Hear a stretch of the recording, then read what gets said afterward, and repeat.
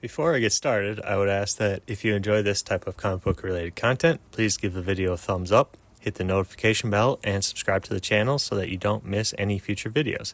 And if you enjoy talking comics, then comment below. Alright, let's get into it. So I wanted to do another video in my series of great cheap comic. These are comics that are not necessarily highly valuable or aren't on the most desired lists out there. The purpose of these videos are to shine a light on the kind of lesser known run filler type issues that just go by the wayside, that the greater comic reading, comic collecting public may not know about. And I want to show them some love and point people in their direction so that they can enjoy these great comics for themselves. For this video, I am focusing on Thor #3. This particular run of comics, this issue, take place after the events of the first Civil War Marvel comic event. Thor at the time was dead, I guess. I'm not a big Thor collector in general, so I don't know all that was happening prior to this issue, this series, prior to Civil War.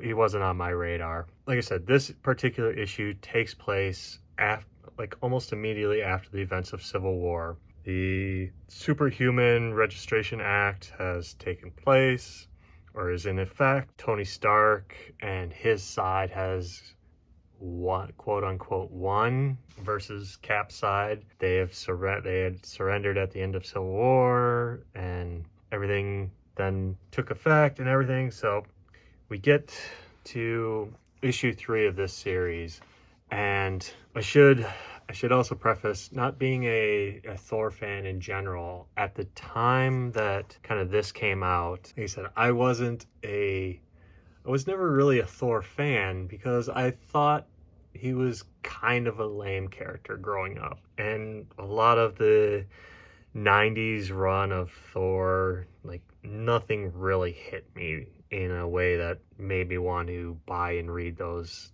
comics. But, come along here with this series. It is written by J. Michael Straczynski and it's drawn by Olivier Coipel. And the reason I bought these issues was specifically for Olivier Coipel's art.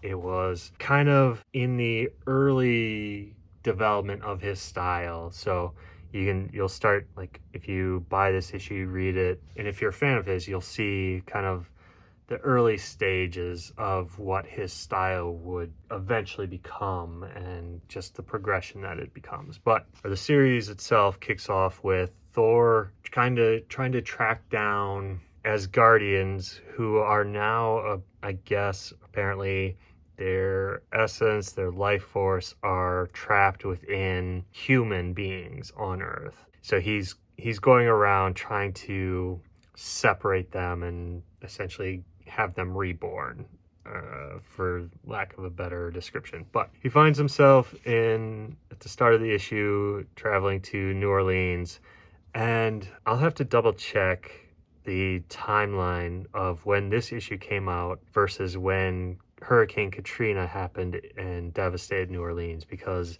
the start of the issue, you get him talking about the devastation and why he was gone, so he couldn't do anything to stop the devastation. He could have quelled the winds and the storms and helped, and questions why other heroes, where were they? It's kind of a slight commentary on real world events. Yeah, he runs into some random citizens in New Orleans telling Thor to get lost. But then, as what happens, Tony Stark shows up to confront Thor, and it is a beautiful, written and drawn scene where Iron Man is doing all the talking to Thor. Thor's not saying anything, not giving him an inch of, where he stands on everything. And I love this page because Tony Stark, as he does, Stark explains the situation and what Thor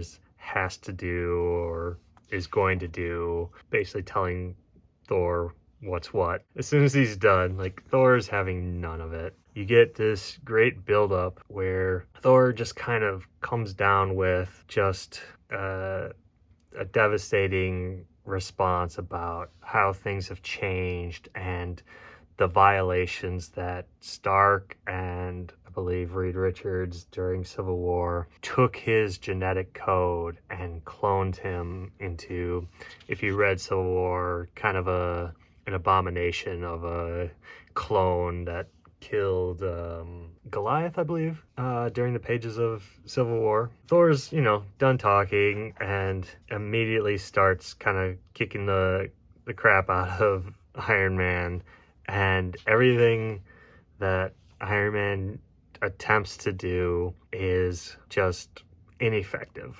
Tries his, blasts and stuff, and then tries to go old school and just fist fight him, and Thor just swats him away. The one panel that really made me love this issue and made me come to really enjoy Thor and kind of respect him as a character and what he's truly capable of. And it's this bottom panel here, and I'll zoom in on it, but basically Stark is surprised at how strong Thor appears to be in this little quick battle they had. He's like, "You've been working out." Thor's response is just, "No, there's only one difference. In this time and in this place, I am no longer holding back." That bit of dialogue says everything about Thor as a character and just the immense amount of power that he wields. The first time I saw this panel, read this panel,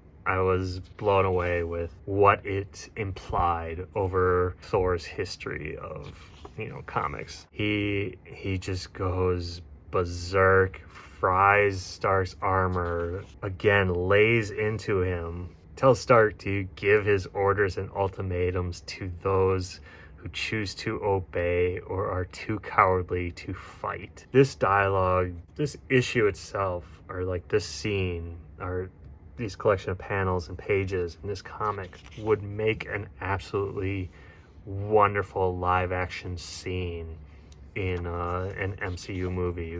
You'd have this montage of the hypothetical devastation that Thor could rain down upon the United States, and it's just great. Everything about Thor being calm and just deliberate with his response to Stark's commands is just beautifully written. Coipel's art is fantastic. Having Coipel's art and his storytelling abilities fit this issue so well. Thor, he has more pressing issues that he's dealing with trying to track down the Asgardians. So he's at the end of their little spat, he's telling Stark that they are going to have it out at some point in the future about the violation of his genetic code and cloning him. I'm going to put it out to you guys watching the video. If you are a Thor fan, an Avengers fan, or an Iron Man fan, or all of the above, please let me know if Marvel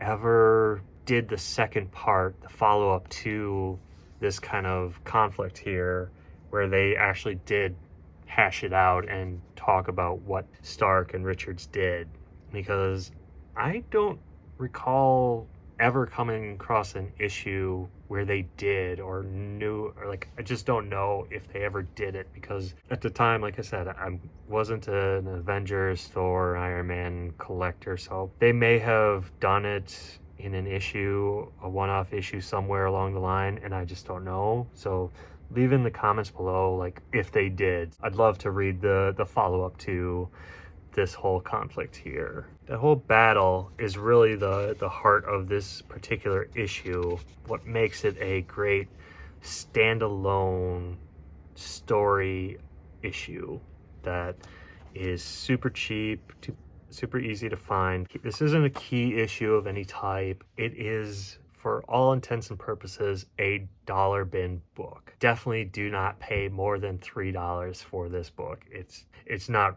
worth it in the collector sense, but it is worth it to buy it and read the story and have it in your collection. It is a great, cheap comic book that any Marvel fan will enjoy reading. Let me know your thoughts. If you have this issue, if you've read it, did you enjoy it when you first read it? Or were you like me? Were you not really a Thor fan, but when something like this issue happens, do you immediately become a fan of that character? Like me, I absolutely love that line of dialogue where he says that he is no longer holding back. That is a great comic book moment. With that, I will end this video. I hope I made a somewhat compelling case to go out and find this issue if you don't have it. But yeah, I hope you enjoyed this video and want to try and find this issue for yourself. Like I said, it should be readily available in comic book back issue bins for super cheap. Thanks for watching, and again, if you enjoyed this type of comic book related content, please give the video a thumbs up, hit the notification bell, and subscribe to the channel. Until next time, comment below and let's talk comics. Bye.